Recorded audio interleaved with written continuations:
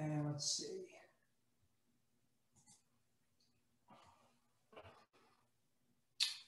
Good afternoon, everyone, and thank you for joining us for another Meyer Capital Group webinar. Today's discussion will be on cybersecurity. The cyber threat seems to be in the headlines each and every day and affects each and every one of us at either home or at work. In fact, today's headlines, interestingly enough, was that of a tax form malware that is now targeting taxpayers around the country.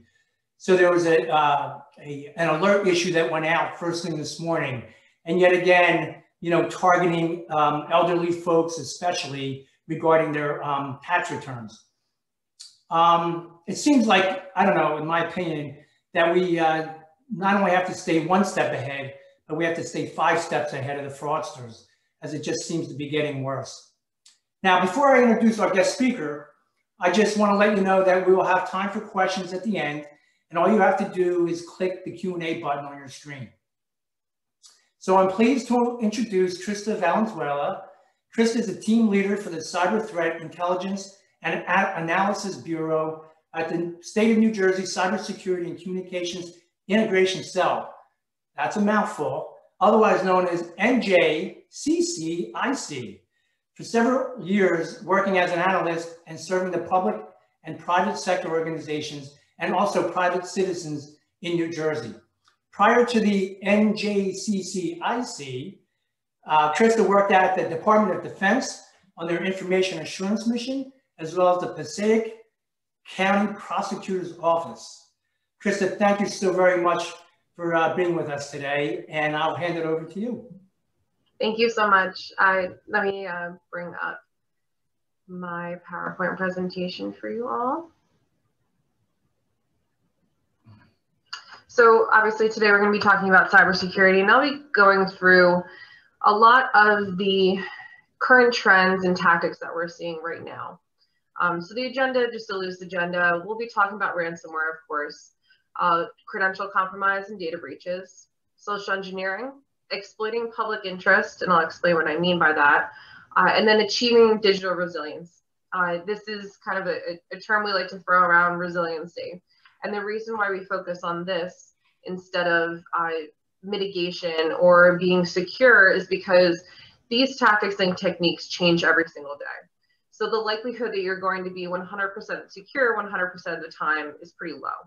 But you want to make yourself and the data assets that you have as resilient to these different cyber threats as you can. And then I'll go into a little bit of what the NJCCIC is. We call ourselves the NJCCIC. As Mr. Meyer said, it's quite a mouthful to say the whole thing. And we love our acronyms in government. So we'll move on to ransomware. So these are just a couple of the headlines of the last couple of years of these different ransomware incidents that have occurred. Ransomware does not discriminate against a really secure multi-million-dollar company or a mom and pop shop down the street. You can see here, I think there's one headline from Stevens Tech Institute in New Jersey. The top tech school, arguably, in the state of New Jersey was hit with ransomware. So you can seemingly be the most secure organization and still get hit with ransomware. If you're unaware of what ransomware is, the basic way to describe it is that somebody has gained access to your data and they've locked it, and they're the ones that hold the key. And to get that key from that threat actor, that hacker, you have to pay them. The best way to defend against this is to have data backups available, so that even if they stole your information or they've locked your information, you still have a backup of that, so that you don't have to pay that threat actor.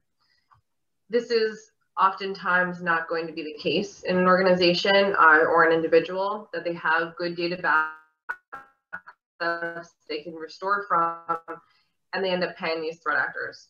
And you can see that in both the size and scope of the ransomware epidemic, essentially, that we've been going through the last several years. More and more cyber criminals are getting into this space because it is very, very lucrative. At the NJCCIC, one of the things that we do is put out a weekly bulletin. It comes out on Thursday, so it came out earlier today. And we highlight these different trends and tactics. We, last month, just updated everybody on these different tactics that are being used in the ransomware threat landscape. So that's some of the things that you would see from our bulletin.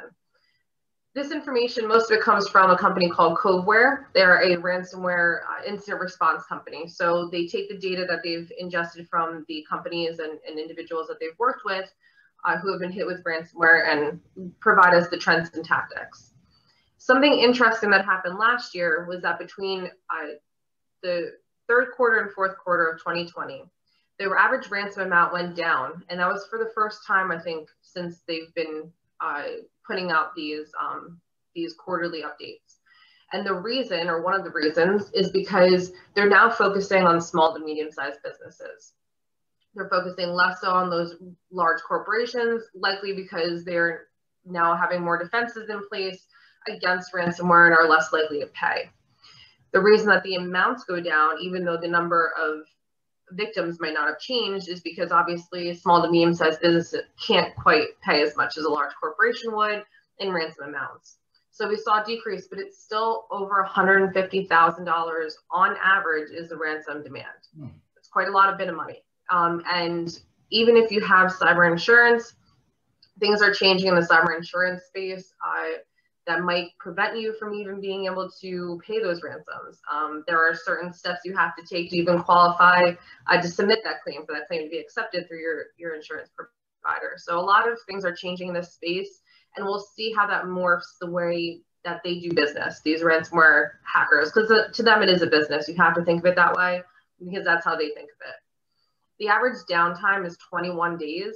If you are a company that makes its money through any sort of like a retail business, for example, if you can't do business, you are losing more and more money every single day. So it's not just that ransom payment that you have to pay, it's all of those losses from potential clients and customers. And it's up from the third quarter to the fourth quarter of last year. The top attack vectors, this is interesting to note, and we'll go into phishing tactics and trends in a little bit, but the top attack vector for these ransomware incidents is phishing now. That didn't used to be the case. It used to be RDP compromise. It's still quite high up there. What I mean by RDP is remote desktop protocol. So this is something that people often use to remote into their work network. So a lot of us are working from home now. And since the beginning of the pandemic, obviously, more and more people were working from home than ever before. What they were doing while they're at home is using something like RDP, remote desktop protocol, to then be able to get their data or files from their work network. These hackers were exploiting that connection in order to deliver ransomware onto these networks. So we're still seeing that. It's just slightly less than we had been seeing it before. The total cost of ransomware in 2020 alone, just 1 year, $20 billion. And that doesn't necessarily include the amount of losses to business while you're incurring that downtime to recover. Cases with data exfiltration. So one of the biggest trends that we saw in 2020 was that these hackers, when they infected a network with ransomware, or when they first got access to that network, they stole data. So they exfiltrated data off of the network, and then they delivered the ransomware. So when they're negotiating with these victims, they say, well, actually, we stole your data. So even if you have backups to recover from, if you don't pay the ransom, we're going to publicly release this data. This becomes a huge issue if you have personally identifiable information on customers or employees, like social security numbers. If you are anywhere in the healthcare sector and you have personal health information, all this is protected data. So if that's released to the public, you now have the ransom amount they have to deal with, loss of business, and then any fines that can be incurred from having that data released out to the public. So they've now included this data exfiltration as a secondary extortion tactic to get these victims to pay the ransoms. And it's been pretty effective. From the third quarter of last year to the fourth quarter, we saw the number of cases with data exfiltration go up from 50 to 70% of cases. So it's obviously been a good trend for them. That's why they keep using that tactic. Healthcare is a big sector that we've seen dealing with ransomware, particularly over the last year, as they've been, hit very hard by the pandemic. These hackers know that, well, they can't afford to have any kind of downtime. So they're the perfect victim because they're going to be more likely to pay just so that they can keep their operations going. So they've been heavily hit. Professional services have also been a top target, and that's been the case for a while now. What we mean by professional services is something like a managed service provider, an IT service provider. So a lot of companies, particularly ones that are small to medium-sized businesses, don't have their own in-house IT security or IT staff. So what they do is they outsource that. It's a third-party provider. When these hackers get into the third-party provider networks, they're then hitting all of their clients with ransomware. So by hitting the one company, that managed service provider, they're able to get 10 victims out of that. So it's a lot more bang for their buck. So they go after these professional services quite often. This is some information about what I was talking about the small to medium-sized businesses being targeted more. You can see there the top attack vector by the size of the company. And it's interesting how it changes depending on the size of the company. If you're a small company, you might be more likely to have an unsecured RDP connection. And that's why you see that's the major swath of the attack vectors for the 1 to 10 employee businesses. And then it goes kind of down from there. And you see phishing kind of takes over from that point. Ransomware reports to the NJCCIC. So one of the things that we do as part of our service is that you can submit incident reports to the NJCCIC. We can provide consultation over the phone, help you walk through an incident that you're having, not just ransomware, but other cyber crimes as well. But based on the information that we've received from ransomware reports over the last year, we've received over 50 of them related to ransomware. There's no obligation to submit these reports to us, so we're only seeing a very small section of the actual ransomware incidents that are occurring in the state. But based on that, what we're seeing is what other companies are reporting around the country, around the globe. So we're seeing that the attacks are getting more sophisticated. They're going after those data backups. Like I said before, those data backups are your key. You need to have those, but you need to have data backups that are not connected to your network, that are offline.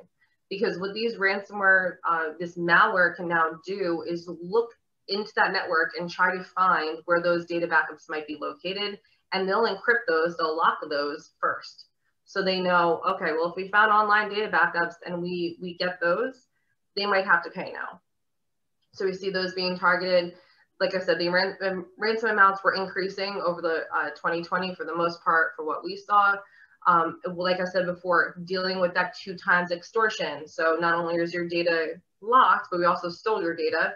So we're seeing that more and more, the healthcare and small to medium-sized businesses being hit, and the same attack vectors.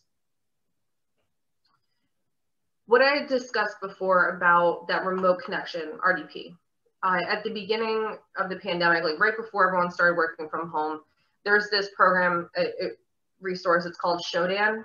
You can go on there and you can search for open connections to the internet. In March of 2020, or no, I'm sorry, that's right. The pre-pandemic amount of systems that were connected with RDP, 25,000. That's way too many as it is. But then once we started going, we had all of these remote workers, we saw that number increased by over 6,000. Now, I just checked recently, and that number has actually gone down to below pre-pandemic levels. So if you remember what I said before, how RDP used to be the top attack vector for ransomware, now it's email phishing. One of the reasons might be because people are now starting to secure RDP. So you saw here that number has gone down a lot. So maybe there's just not as many opportunities for these threat actors to use that as an attack vector. So you can see there that by securing your systems more, it gives the threat actors less of an access, but it also just has them changing their tactics. So it's not that they're less successful, they're maybe just diverting their efforts elsewhere. So by securing that, what we recommend for RDP, this might be more IT focused, but to use VPN. So this is across the board, not just for remote desktop protocol, but if you can use a VPN, it's a virtual private network, that creates a secure tunnel between you and the internet. So this is actually beneficial to have, because if you're out doing business, you might want to use a VPN. If you only have open Wi-Fi, so say the only internet connection you have is something that like is going to a Starbucks. It's the only internet you can find, but it's going to be a very unsecured network. Using VPNs makes that a secure connection now. So we highly recommend that. Multi-factor authentication, I'm going to get into a little bit later, so I'm not going to go too far into that. And then the rest of these are a little bit more technical. We do have resources available on our website. One of those is just the best practices for remote work, for teleworking, what you can do to make that more secure. And then we also have a document called Configuring and Securing Your Home Wi-Fi, or your home Wi-Fi router. So this is for anybody really, even if you're not working from home, it's always good to make sure that your home Wi-Fi connection is as secure as possible. So we do have that available as well. Phishing best practices, and this will kind of lead us into more of the discussion on social engineering, that sort of thing. Unsolicited emails from people that you don't know. Do not open attachments, do not click on links, and if you open an attachment, even if it's from somebody that you do know and it asks you to enable macros, this might appear as, say, a Word document you open, and there's that yellow line at the top. Sometimes it says, you have to save to edit the document. That's different, but it might say enable content or enable macros. Highly, highly recommend against doing that. If it asks you that in that document, I personally would reach out to the person you think sent it to you to ask if that's legitimate, because macros are one of the top ways of delivering malware to an end user device. So don't do that unless you're absolutely certain that that is a legitimate document from the person you think it's from. Never give remote access to your device to somebody that you don't know. And I'll go into the tech support scam stuff in a minute. And then check for signs of email spoofing. What this means is that they just made this email appear like it's coming from somebody that you know or somebody that you trust. There are many ways to search for these. We have a document on our website as well. I can put all of these links in the chat, or I can have these sent out to you after today's session. Some of those are just display name spoofing. So this is very easy to do. Display name, you can do it very easily by yourself right now and change the name that appears when you send an email to somebody. The reason that threat actors use that, hackers use that tactic, is because a lot of us are doing work on our cell phones, right? Our cell phones, oftentimes when you're using your email app on your cell phone, only show you the display name. They don't even show you the associated email address with that email. So that could say this is coming from the president, and then when you look at the carets, it's like badguy@hacker.com in the email part, but you're only seeing that display name. So you think it's from somebody that you recognize. That's one method of email spoofing. Like I said before, though, about that email that's associated with that display name, that email can also be changed very easily. The way I like to describe it is that when you send a piece of postal mail, piece of physical mail, you have to put the correct address of where you want that mail to go, right? Or else it's not going to get there. That return address spot, though, I can write whatever I want in that return address space. Nobody's compelling me to writing my true address. I can write whatever I want. Think of email in the same way. Don't ever trust that. There are ways to check to see if an email is actually coming from the email address it says it is, but just don't trust it like out of the gate. If something seems weird about that email, contact the person over the phone. Don't respond to that email to ask them, hey, is this legit? Because it might be that bad guy or girl. So data backups, like I said before, having data backups is good, not just against ransomware, but if something happens to your device, anything, then at least you have that backup there to go back to. And individuals are targeted by ransomware, less so because they can't pay as much as businesses can, but it does happen. Backing up your data as an individual user is pretty simple, unless you have a ton of documents that you work with every week or something. But for me personally, I have one of the USB drives, and I can connect that. I have a connector that will go to my phone, and I not only have the cloud backup of any photos or documents that are important to me, so family photos, tax documents, all of that stuff. I have a cloud backup, and then I also have a backup on a USB drive. I just connect it, move the files over, or copy the files over, and then keep it in a drawer. And then it's very simple, doesn't take a lot of time, and then you still have that backup, and it gives you that sense of security that you won't lose that information. Credential compromise. So this is a snapshot of some of the most common passwords. And as you can probably assume, password was going to be one of the top ones, and it is, as is 1, 2, 3, 4, 5, 6. But you'll also notice that there are some themes in here of maybe where that password is used. So you see school, teacher. You can try to discern maybe who is using those passwords, right? So you can guess a lot of these passwords based on who people are. Yankees is up there. So you can tell that this swath of emails, or passwords rather, came from New Jersey, the New Jersey area. So why are credentials the keys to the kingdom? Why do we always talk about password security? Well, if your information is revealed in a breach, say it's for a account that you don't really care that much about, it doesn't have that much sensitive information, right? So MyFitnessPal, it's right up here.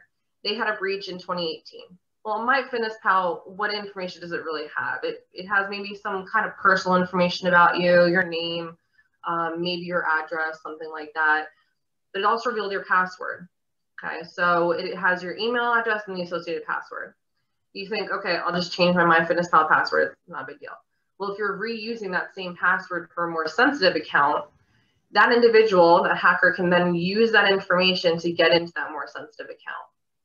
This happens time and time and time again.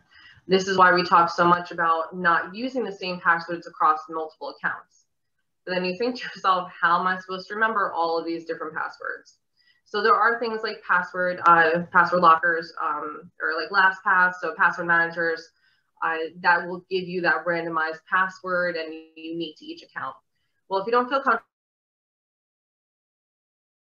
with password manager, or you can't for whatever reason, we highly recommend multi-factor authentication. This is also called two-factor authentication. It's when you have a combination of at least 2 of 3 factors. So something you know is probably going to be a password. Something you are might be your fingerprint, and something you have is probably going to be a code. Now, there are several methods to getting that code. A lot of the time people use the text message based code, and most of the time that's a secure method. There are ways to get around that. So if you can have, there are hardware tokens, so it's like a little dongle. It's a hard code or hardware token, or an authentication app.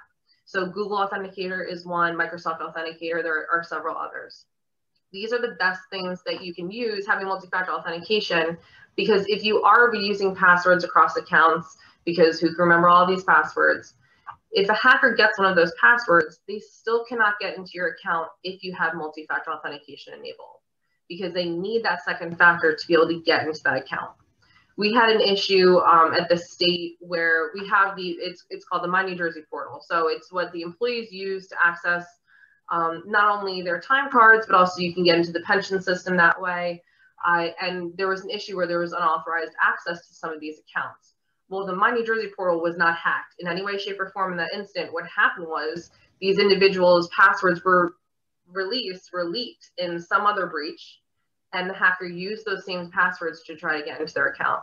And I can tell you right now, none of those individuals had multi-factor authentication enabled. And if they had, they wouldn't have been able to get into their system. So it's one example of really how detrimental it can be to not have this enabled. Because you take a pension loan out unauthorized because you got access to that person's account, they've just stolen your pension money.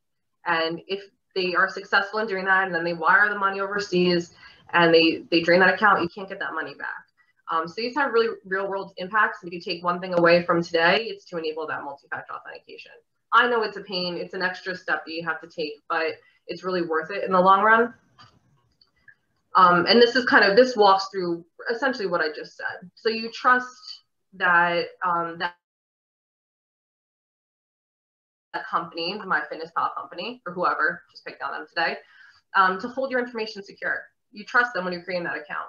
Well, they somehow release it, or a hacker gains access to all of those passwords, and then they're breached. That data becomes available online. A lot of the time it's in the dark web, these dark web forums, and then they're sold or they're just released. And then they use that data to get into a different account, so that ABC account. And if you have multi-factor authentication enabled, no access. You don't, then they gain access to your information. It's as simple as that. But this is kind of the path that we see typically taken. And this will lead into social engineering now. So this is an all-encompassing term, social engineering. So what essentially it means is that I'm convincing, or a hacker is convincing an individual to take an action by, they're convincing them to take this action. So in these cases, a lot of the time, there is little technology or technical knowledge involved. It's not super technical. They're convincing you to do something. And it's facilitated, over the internet. So phishing is the most basic of them. This goes back to that Nigerian prince scam where, this attempt is not individualized at all. It's very broad. It's sent to millions of people, just hoping maybe one or two people actually fall for it. Phishing is voice-based phishing. An example of this could be a tech support scam, or somebody saying that they're from the IRS and that you need to pay them for back taxes, that sort of thing. Spear phishing is more specific. So if you work in the HR department, for example, they might email you maybe a phishing email that has to do with direct deposit changes, that sort of thing. Whaling is impersonating people high up in a company. So say the C-suite people, because that emits a sense of authority. So it makes the person receiving that email feel more compelled to actually take that action. A lot of this is going to be that if you've received one of these or heard about them, the gift card scams, these usually have some sort of language like, hi, I'm busy in a meeting right now. Can you go out and get $500 worth of Amazon gift cards? Send me the codes in the back and I'll just pay you later. You'd be surprised at how many people fall for that because they think it's coming from their boss and they don't question it because they don't want to question their boss. So they comply with that request. Business email compromise is another sort of all-encompassing term. It includes those direct deposit change type emails, the invoice emails. So impersonating a vendor, for example, they might say it's somebody that you work with and that you need to wire money that you owe on some sort of invoice. That's a lot of what we see for these business email compromises. And there's a lot of money to be made in this space. You can see the losses. These numbers just came out yesterday it's the FBI's IC3, the Internet Crime Complaint Center.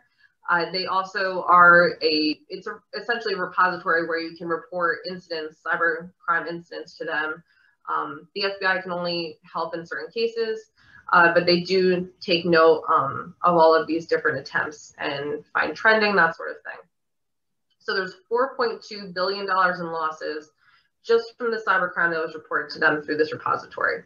That's up from $3.5 billion in 2019. Nearly $71 million in losses from extortion. So this is not including ransomware. Extortion in this case, a lot of this is going to be, you might have received one of these where an individual or a hacker emails you and says that they've recorded you going to illicit sites, like adult content websites, that they're going to send it to your contacts if you don't pay them. Kind of a callback to what I just mentioned before about all of those data breaches. A lot of the times in these emails, they'll include that individual's password, and it'll be a legitimate password that that individual either currently uses or has previously used. This lends credence to their threat within that email, makes it seem like they've actually compromised their system because they do have a known password.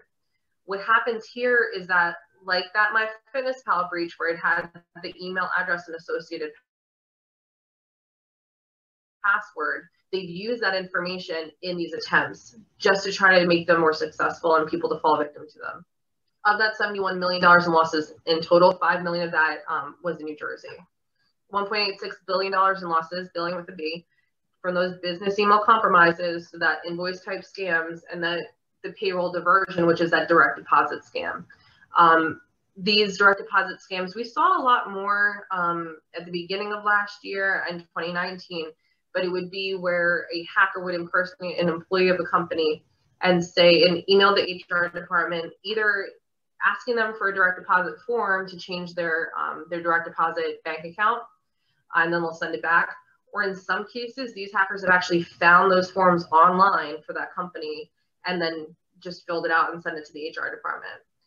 Another example of making sure that any of that business type information is not internet accessible, because you don't want people who are not employees to be able to access that.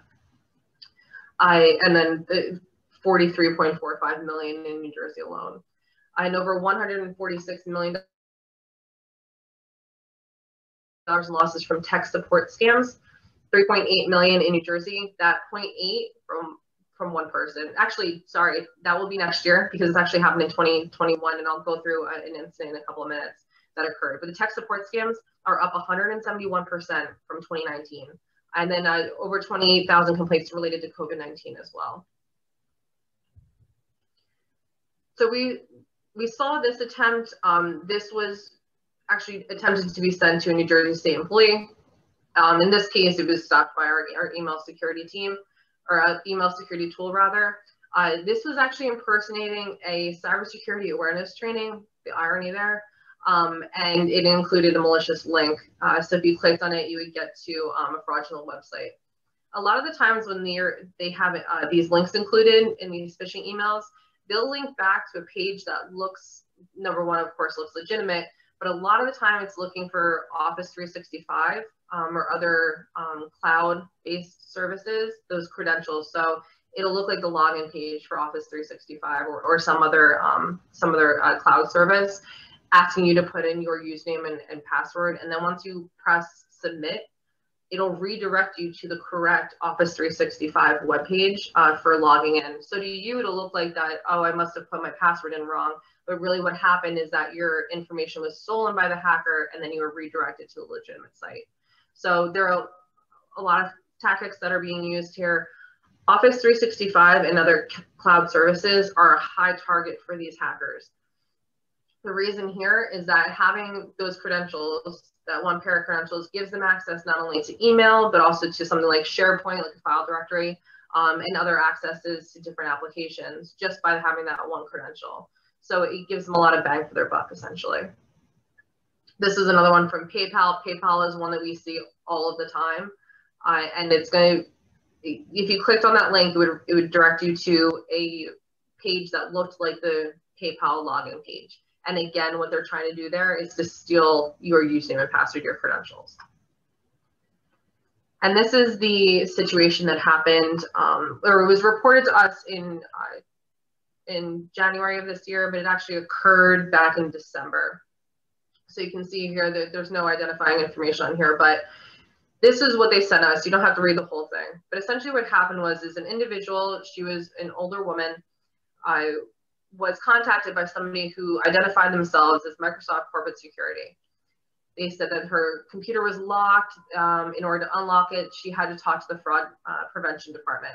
She called the number that they provided and spoke to somebody who referred to themselves as David Cooper and said, oh, I was waiting your call. She also got in contact with a second person who represented themselves as Chase Bank Fraud and Protection, and also said that they worked for the, that his name was John Walker, and claimed to also report to the FBI. So he was somebody who worked for Chase, but also talked to the FBI. But they developed this sense of urgency and secrecy with this individual, so that they needed to gain access to her account. This ended up being an investment account in this case, in order to secure her funds, because they were aware of some tactic that was, or this threat to her accounts related to the fact that her computer was locked, and that they needed to drain her account so that they could safeguard those funds while they conducted their investigation, and then would put those funds back into her account once the investigation was complete. They kept in contact with her very closely, updated her once a day, until all of the payments was sent over to those fraudsters. Once that happened, she no longer could reach these individuals. She then realized that this was probably a scam, lost over $838,000 of her investment account. The problem here, or one of many problems, but these are the situations that we hate to happen, because this happened back in December. She didn't report it until January. When money is wired, as probably a lot of you know, there is a very small window to get that money back, because once it goes to overseas accounts, once that money is drained, it becomes very, very difficult to get that money back. This woman I would imagine is not going to get any money back. We did refer this over to the FBI. Hopefully they can help her, but given that it was probably, I think it was between 5 and 6 weeks later that she reported this to us, I mean, the likelihood is very, very low that she's going to get her money back. And this is like her life savings. And this is really why we do these presentations, is to make people aware. There might be really elaborate scams. You might think to yourself, they're not going to put that much effort in to steal my money. They will. If they think that there's a way for them to get that money, they're going to put the effort in. So I use this now as a really big warning that it could happen, and to always question. I've now coined the ABC term, always be cautious, and always question any request, particularly when it comes to money. For email compromise recommendations, of course, if you ever get in a situation where you think one of your accounts has been compromised in any way, not only notify that company, but if there's any bank nexus, definitely notify your bank. If you think a card has been compromised, of course, lock that card, get a new payment card, change your password, of course, enable multi-factor authentication, as I mentioned before. Check for auto forward rules. If you ever think your email account has been compromised, check for those auto forward rules, because even if you change your password, if that hacker has enabled rules so that your email, the mail that's sent to you will also be forwarded over to another account, those rules will still stay in place. So that threat actor, that hacker, might still have access to your emails. And check reply to rules as well. Reply to rules, if you send an email to your mom, for example, the reply to means that when she tries to reply to that email that you sent her, it's actually going to go to a different email address. There are legitimate reasons to use these, but you should always check for them if you think your account might have been compromised. And then that email spoofing, as I had mentioned before, don't trust the sender. Look at those display names, verify requests, and verify those email accounts as well, the email address. Exploiting public interest, and I've been hitting on this a little bit. Over the last year, for example, since the pandemic hit, we've really seen how these tactics change depending on public interest, because things have evolved so much. And you see that at the beginning of the pandemic, and I have a couple of slides next that'll really highlight this, you start seeing that they're exploiting these different themes. So COVID-19, obviously everyone was interested in it, particularly when it first came stateside. I at least was obsessed with knowing the numbers, like how many cases do we have, how many cases in New Jersey, that sort of thing. So these hackers knew that, so they would craft these emails to be, reference points for COVID-19 information, cases, all of that stuff. So you started seeing that targeting. We had fraudulent websites that were created supposedly about COVID-19, but were really fraudulent and malicious in nature. VTC, so video teleconferencing, Zoom, Teams, Cisco, WebEx, all of those were being targeted in emails. It might have been that somebody got an email that said, this is your link for the Zoom meeting later, and that link was malicious. So it kind of goes across the gamut. The Zoom bombing, we saw that a lot too in the beginning of the pandemic. Remote access exploitation, as I had mentioned before. With everybody working from home, there was ripe for exploitation. And then you start seeing themes of the election as we got closer and closer to the election. Stimulus, so that just keeps going around. Every single time that we're about to have, or we might have, seeing more themes on the emails regarding the stimulus, vaccines, and unemployment benefits as well. So this is a snapshot of the COVID-19 phishing attempts. And this is just for the state of New Jersey. So our email security tool, we can search by subject line. If the subject line included anything related to COVID-19, coronavirus, and any of the other synonyms that we use for it, we highlighted that here. So you can see that around the time, I think it's probably like March 19th, is that spike, we started seeing things change. And not only in New Jersey, I think early March might have been the first case in New Jersey, but you started to see that the CDC now is saying that more people are vulnerable, and that there's a risk to all people. It's not just older individuals that could be have severe impacts by COVID-19. And then we had surpassed that 10,000 mark, 10,000 case mark. And that was a big benchmark back then. That seems so small now. But you start to see that that spike occurred at that same time when public interest was really high. And this is the example that I mentioned before, where this is a fraudulent email. And you can even see within that carrots what the email address is. That looks completely legitimate, and it's just been spoofed. And that link would have brought you to a fraudulent Zoom webpage. Now, achieving that digital resilience, as I mentioned before, what are the main things that you can do to hopefully not be victimized by these cyber threats? Changing default credentials. What I mean here, and I haven't really mentioned this yet, when we're connecting all these smart home devices and to our home network, so refrigerators are connected to the internet, toasters, I see stoves that are not being connected to the internet, connected to your home Wi-Fi. When you do this, and for the Nest systems, that sort of thing, change those default passwords, because if you keep it the same, keep it that default password, those are available online. They're in like the manuals for these different devices. So change those, otherwise somebody else might be able to gain access to it, and that's definitely not something that you want. Enabling multi-factor authentication. That's probably like the 50th time I mentioned it. But enabling or making sure that your hardware and software is up to date.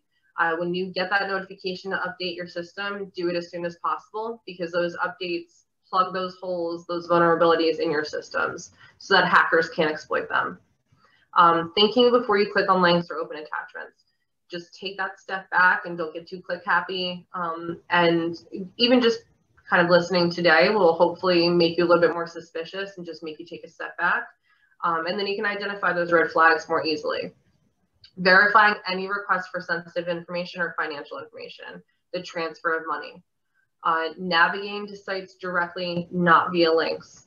So like I mentioned with the Office 365 stuff with Zoom, instead of clicking the links that you might get in an email, go to zoom.us or office365.com and go to those sites directly. Don't click on the link within the email. If there's something that you need to do, an action you need to take regarding your account, it's going to show up when you log in anyway. You don't need to click that link included in that email. And then maintain that education, that awareness of the different threats that are out there. I'm going to jump ahead a little bit. So when I say educate, just maintaining that awareness, becoming a member of the NJK, it's free. I'm going to say that up front. I'm not trying to sell you on purchasing anything. We do the weekly bulletin that comes out on Thursdays like today, and in that bulletin we highlight the different trends and tactics that are currently being used by different hackers. So even just perusing that once a week, you'll stay really on top of it, much more so than a lot of other people are, and make sure that you're less likely to be victimized by these different tactics and these different threats that are out there. Other things that we do at the NJK are presentations and training like this one. We have threat analysis products. We have, I think it's over 225 different variants of ransomware that are profiled on our website. So information about these different variants. I know we have several sections on our website now that have documents that are for educational purposes. So it might be on the different tax scams that we're seeing this season, or it might be a more broad topic like artificial intelligence or those deep fakes that we're starting to see a little bit more. So we have a ton of resources available on our website, and I'll put the website up at the end. It's cyber.nj.gov. I highly recommend going to it, even if you don't become a member of the NJK. All that information is still up there for you to view and educate yourself and others on. And then this is just a snapshot of what our incident reporting form looks like. This is available on our website as well. It's up at the top right corner when you go to our website. If you're victimized, or even if you aren't actually victimized, you just receive a well-crafted phishing email and you want to let us know, please report that to us, because the more we know about the different tactics, the more we can communicate out to our members and to the public. So hopefully we're reducing victimization across the board. And then this is the main information. You can also call us, and we are on social media. So if there are any training announcements, we do that there too. But any of the trends that we're discussing, that'll go on our social media as well. You can also email us with any questions. And again, Cyber, free to give you my personal email account as well if you have any questions too. I see we do have, so there was one question up in the Q&A to put links and references in a follow-up email. Absolutely, I will provide that, and you guys can send that out. Well, Krista, I feel much better now after this. Thanks. I'm curious on the billions. Where does that money go when you say overseas? Is it maybe 3 or 5 particular countries, or who's the main culprits here? Attribution, so attributing these crimes to certain individuals becomes difficult when we're talking about cybercrime, because you can make yourself look like, so actually, for an example, if I were to pull down all of the malicious traffic that's being targeted to the Garden State networks, that's what we defend it in New Jersey, it would look like we're being attacked by our own people. So it would look like it's all coming, like most of it's coming from the US. And actually next to the US, it would look like it was coming from France and the Netherlands. So these threat actors use proxies or just make themselves look like they're coming from other countries. So this is based on IP addresses. So the systems that they're using to target us look like they're coming from friendly nations. And the reason that they do this is because they think that the Garden State network, the one in New Jersey, is not blocking traffic from those countries. They probably think to themselves, well, they might be blocking traffic coming from Russia because we don't do any legitimate business with them, but they're probably not blocking it from definitely not the US, and probably not France either, or the Netherlands. So it's interesting to actually, I wish I put up a photo of that, a picture of that, because it is interesting to see that. I would say a lot of them come from the previous Soviet nations. They're big on cybercrime out there. It's not prosecuted to the level that it is in the United States. So if you live in Romania and you're hacking people in the United States, it is very, very unlikely that the Romanian police are going to go after you unless you start targeting people in Romania or other previous Soviet nations. It's a weird kind of pseudo agreement that they have. So we do see a lot of cybercrime coming from those types of nations. Particularly just the cybercrime, the non-espionage based crime or cyber activity. We see a lot coming from other adversarial nations as well, but a lot of that crime comes from there. And when they transfer this money to bank accounts that are located overseas, depending on where the overseas accounts are held, it's hard for us, for the federal government, to be able to get to those accounts, and then they're drained. And once they're drained from those accounts, how are we going to get it? Wow. How about this one? So in the social media world, we have all of these feel-good stories that people ask to share. And does that open you up completely to fraudsters when you maybe share a story that you think is a feel-good story, but really is a fraudster? I mean, is this a continuing scenario where people are unwittingly, of course, opening themselves up for hacking? So I'll plug us again real quick. We do have a couple of resources on how to secure several social media accounts and really tighten down your privacy and security controls, because a lot of that depends on what your current profile settings are. Are you public? Can anybody send something to you? Can anybody see what you're posting? So, and then in addition to that, sometimes when you click on something on, say, Facebook, it might lead you to another page that asks you to log into Facebook before you can view the article. They're probably stealing your Facebook credentials, your Facebook username and password. Once they're able to get into your Facebook account, they can send stuff to other contacts that you have, the friends that you have, and it kind of just perpetuates this sharing of a malicious website that allows them to steal your username and password and all of those things. Sharing an article by itself isn't probably going to lead to anything, as long as the people who can view what you're doing are only people that you actually know. So it also goes back to only friending or only being friends or contacts with people that you actually know on the internet, because you just never know. And we see a lot of these romance scams too, and they're called romance scams. They could just be friendship scams. You know, people trying to connect with you over the internet, and then, you know, eventually they build a rapport with you, and then eventually they have some sort of sob story where they need money for X, Y, and Z. And I didn't put that up there, but it is part of the IC3 report, and like it's millions of dollars that are lost to these romance type scams. So you just have to be really, really careful. In the same way that you're careful with your email, to be careful with what you're doing on social media too. Okay, great. Wow, this was very informative, and I can't thank you enough for sharing this with us. Absolutely. And I thank everyone for joining us, and have a great evening. Thanks again, Krista. Thank you. Okay.